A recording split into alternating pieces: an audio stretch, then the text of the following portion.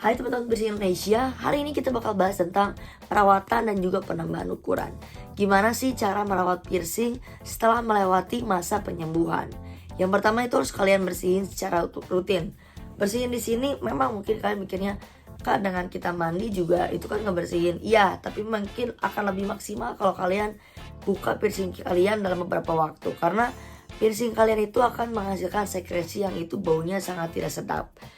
Dan itu tuh perhiasan kalian juga ada bagusnya kalian lap, pakai lap khusus untuk beberapa jenisnya. Supaya apa? Supaya tetap mengkilap. Kalau untuk perawatan yang di oral, yang di bagian mulut, itu bisa aja kalian kumur-kumur pakai anti plak. Karena apa? Anting piercing di mulut juga akan akan menghasilkan plak. Jadi sama halnya kayak gigi. Cuma kan kalau gigi mungkin gak mungkin kita bersihin gigi dicopot kan. Kalau misalnya anting piercing kan masih bisa memungkinkan. Tapi kalau kalian malah copotnya ya itu bisa dikumur-kumur pakai anti plak, walaupun hasilnya mungkin kurang efektif. Yang efektif itu adalah digosok pakai sikat gigi. Sama aja halnya kayak gigi kan. Digosok pakai sikat gigi dan sikat giginya itu pakai yang keras. Kalian sikatnya itu di bagian penyambung si batang dan juga barbelnya itu kan pasti ada celah. Kalian sikat sekeras-kerasnya supaya hasilnya maksimal. Tapi kalau kalian rasa hasilnya kurang maksimal, kalian bisa lepas dan bersihinnya direndam di cairan hidroperoksida. Kalau kalian pakai perhiasan yang berkualitas tinggi, itu kalian nggak perlu ganti-ganti lagi perhiasan. Tapi mungkin kalian ada masa bosannya. Nah, kesalahan piercing di sini, mereka merasa bosan bahkan waktu masa penyembuhannya aja belum beres. Itu yang salah, yang malah jadinya bikin iritasi dan lain-lain. Kalau kalian mau ganti perhiasan kalian, harus dipastikan kalau si piercing kalian itu sudah tidak mengeluarkan cairan bening ataupun kerak. Kalau misalnya udah gak ada rasa nyeri. Dan juga kalau misalnya sudah melewati masa penyembuhan awal.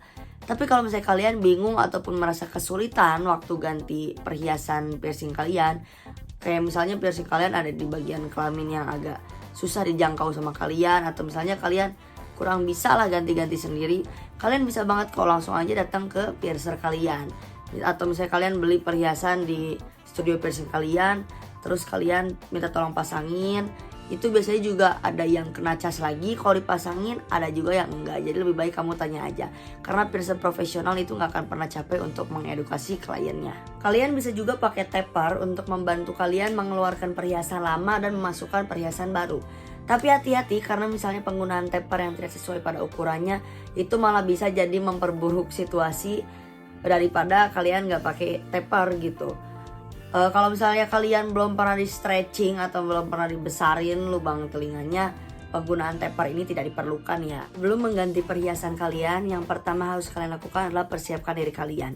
Bagusnya itu kalian harus mandi dulu sebelum kalian mengganti perhiasan, karena disitulah posisi kulit kamu bersih dan juga tinikan kamu itu bakal lebih terbuka. Terus yang selanjutnya itu persiapkan area kerja. Kalau misalnya kamu dekat wastafel atau misalnya dekat tempat-tempat yang rawan bakal jadi hilangnya bagian-bagian dari perhiasan kamu, mending hindari dulu. Atau misalnya kayak dekat wastafel, kamu tutup dulu pakai tutup karetnya supaya nggak tiba-tiba ke bawah air aja. Udah gitu ya, selanjutnya kumpulkan semua yang harus kamu butuhkan gitu. Yang pertama misalnya perhiasan tentunya, terus kamu siapin juga pelumas, siapin juga tisu, dan juga siapin juga kantong zip top bag yang atau ya pakai yang apapun lah wadah untuk menyimpan perhiasan kalian.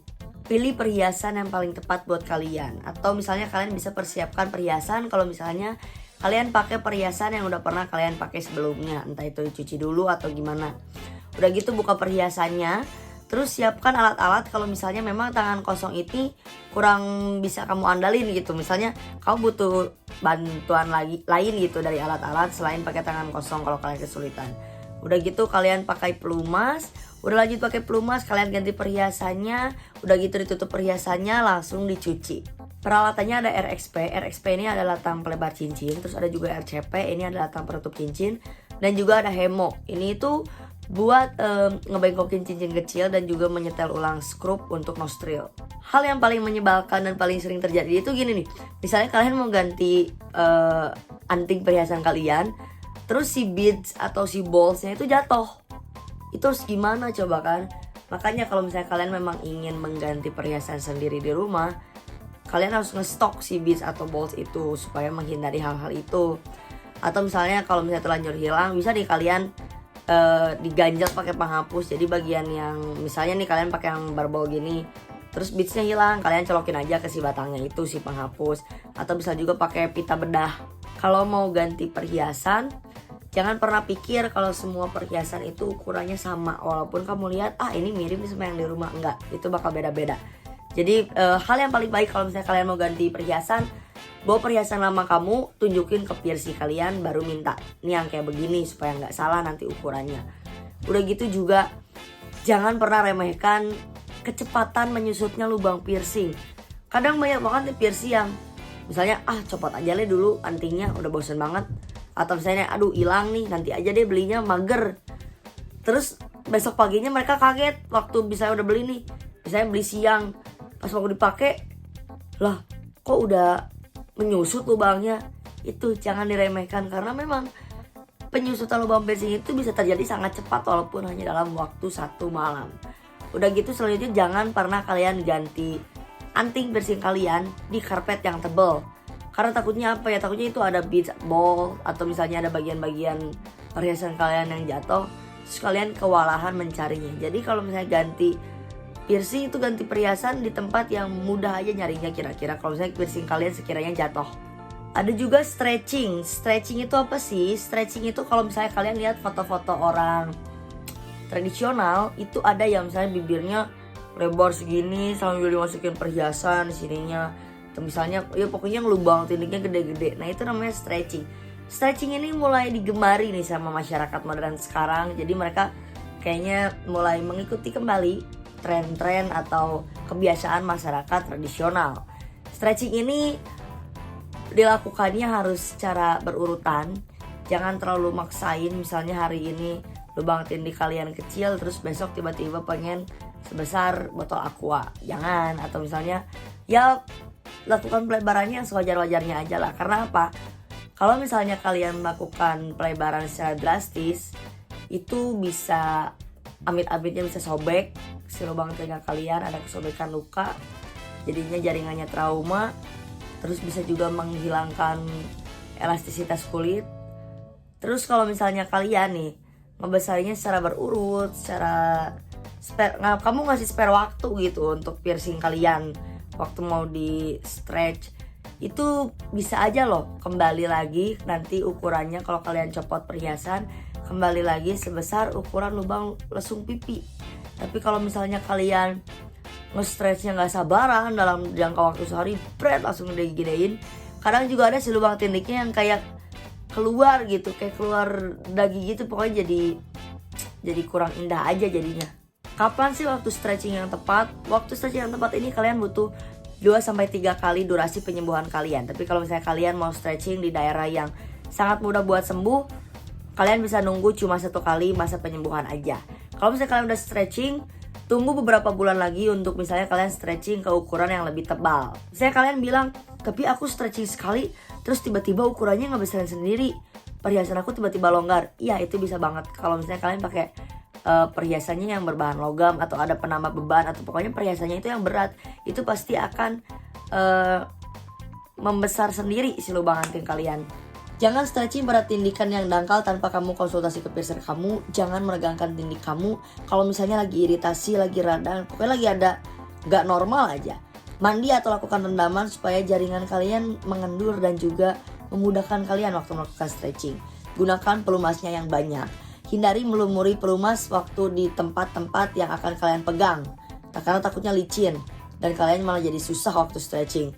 Terus pelumas harus berbahan dasar minyak. Kalian bisa banget pakai salep basi teracin, tapi salep basi teracin ini tidak disarankan untuk tindikan yang masih baru.